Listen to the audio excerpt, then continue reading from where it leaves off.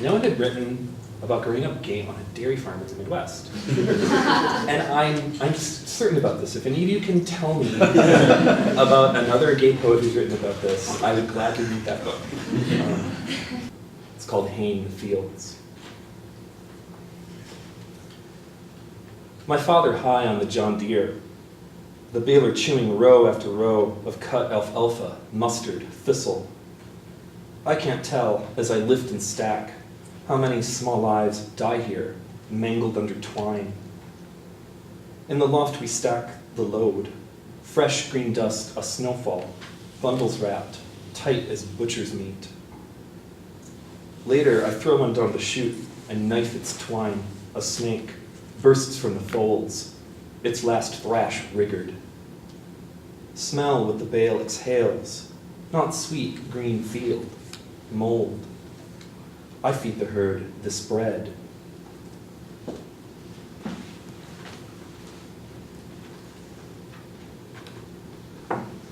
I think that poems arise sometimes from very different memories, sometimes visual memories, sometimes auditory ones.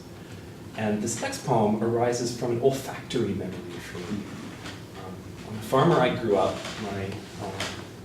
my parents lived in a trailer house that they purchased and put next door to my great-grandmother's old house, which had been there for many, many years, had burned down during the Depression, etc. And when I was a teenager, I went and lived in her house and stayed upstairs. And because she was a very old-school kind of farmer, she kept a slop bucket in the house. And all the leavings from everything she cooked that week went into the slop bucket, and the slop bucket went out once a week. In the meantime, the house filled up with this incredibly sour smell. And I can't think of any other smell in the world that is like that smell. There just isn't anything else like it. And I gave myself a writing exercise some years ago where I tried to write a poem that did justice to that smell. And here's that poem. The Food Chain. It's after a line from Red Gate. Nothing would keep in that kitchen. The walls sweated mold, and flies hatched from cracks like spores. Even in November, when frost bloomed on the stuck window, in a day, bananas went black, their peels slick as dead fish. Milk turned chemical overnight. Each morning I held my breath, tossed whatever was foul into that bucket. Bad fruit and milk, green yolks, membranes of lettuce. In the house, it was refuse, but in the backyard, it was champagne I could pour over the crowded snouts, the splash of amber foam, their daily basting. On kissing my husband at a gas station.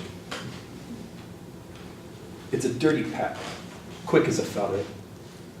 And now no one else in line could bear to look at us. Their gazes flutter from gum on cheap racks to bottles or keys they clutch, careful, until they step to the counter. Then their eyes lock, hard and blank on our backs. The warm, uncomfortable spot shifts between my shoulder blades. I turn and glare at two guys long enough to break their stare, fixed now on their worn-out Bible-black boots. It's our bad luck that they wheel onto the street right behind us, their high beams in our mirrors. We can't see the road, just that awful light accelerating in the lane behind us, their searchlight, fast and cold.